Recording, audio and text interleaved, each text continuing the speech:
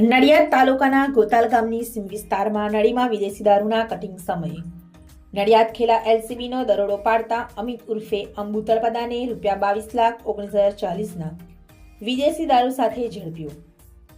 વિદેશી દારૂનો જથ્થો મંગાવનાર બુટલેગરો વાસુદેવ તળપદા, કિશન બોડો તળપદા, રવિ ગોપાલ તળપદા, ભૂપેન્દ્ર ભોભો પરમાર, ઉર્વેશ અર્જુન તળપદા અને સાહિલ તળપદા સહિત 4 વાહન ચાલકોને ઝડપી પાડવા પોલીસે ચક્રો ગતિમાન કર્યા।